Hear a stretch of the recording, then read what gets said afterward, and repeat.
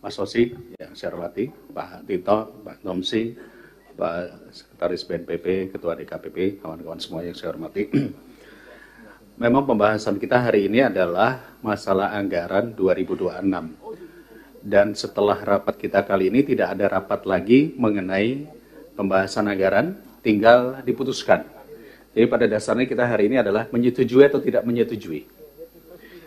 Jadi kami dari fraksi Demokrat setelah melihat dan meninjau, pada dasarnya kami menyetujui anggaran yang sudah disiapkan dengan kenaikan yang cukup signifikan, terutama Kemendagri dan juga ATR BPN. DKPP tentu karena tahapan pemilu saat ini masih belum dimulai, jadi tentu kita masih terbatas. Tetapi ada beberapa catatan. Pak Tito, saya mengambil satu catatan yang sederhana saja. Ini kebetulan di samping Pak Tito ada Kementerian ATR BPN. Saya sepakat ada beberapa hal-hal yang perlu kita dudukkan bersama-sama terkait masalah rezim AJB dengan rezim PTSL. Jadi rezim AJB itu biasanya di desa untuk kepengurusan tanah, kepala desa itu menggunakan sistematika AJB karena nilainya cukup signifikan. Sementara kalau PTSL itu menggunakan pembiayaan yang hanya 150.000 kurang lebih per PTSL. Nah di beberapa desa, karena kami saya rasa sudah sering keliling, itu banyak sekali kita agak sulit mendapatkan desa-desa yang mau mendorong PTSL ini, sehingga akibatnya terjadi kurang gercep atau kurang cepatnya pembidangan tanah. Itu yang saya rasa perlu didudukkan bersama-sama. Karena memang di dalam desa itu ada yang namanya akte jual beli, yang mana itu tentu nilainya cukup lebih besar, apalagi daerah-daerah yang NJOP-nya tinggi. Saya pikir ini perlu ada kerjasama khusus. Yang kedua, saya memberikan catatan sedikit terkait program-program strategis nasional atau apa namanya sekarang itu ya,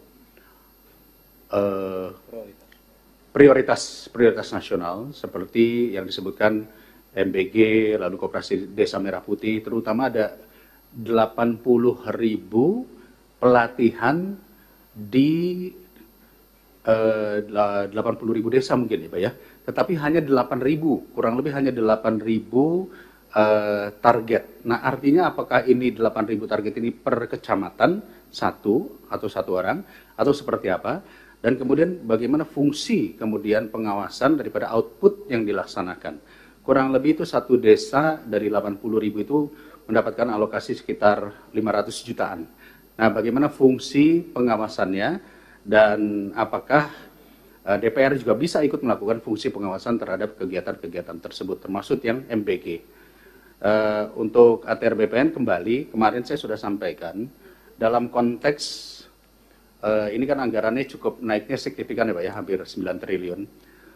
Masalah sengketa, saya sudah mengusulkan kemarin bahwa di dalam Dirjen Sengketa atas tanah ini anggarannya hanya 23 miliar. Sementara kasus case by case yang naik, terutama saya akan kasih contoh beberapa titik saja Bang Osi. Banyak sekali developer yang tidak melaksanakan peraturannya dengan baik. Pertama, mereka membangun di zona hijau. Dan ketika sudah terbangun di atas zona hijau, kepala daerah kesulitan juga akhirnya untuk menertibkan karena bangunan yang terjadi sudah ratusan bahkan ribuan rumah. Ini perlu kita dudukkan bersama ya, apakah itu mencari jalan tengahnya atau RT RW-nya. Akibatnya masyarakat tidak bisa mendapatkan sertifikat karena tidak mungkin dipecah kalau di dalam zona hijau. Kedua, masih terkait juga dengan developer yang mungkin juga kurang taat pada aturan. Pembangunan tidak berjalan sesuai dengan waktunya yang diharapkan, misalnya 1 tahun, 2 tahun selesai, ternyata sampai bertahun-tahun tidak selesai. Dan masyarakat tidak bisa mendapatkan hak atas sertifikat apapun karena IMB-nya saja tidak ada.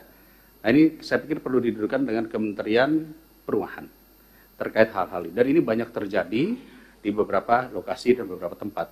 Itu sebabnya saya katakan tadi, Dirjen Sengketa ini saya pikir perlu mendapatkan alokasi tambahan, karena kebanyakan juga dengan jumlah kasus yang banyak, di Komisi 2 saja sudah mulai menumpuk ini kasus demi kasus ya, tapi anggarannya sangat terbatas.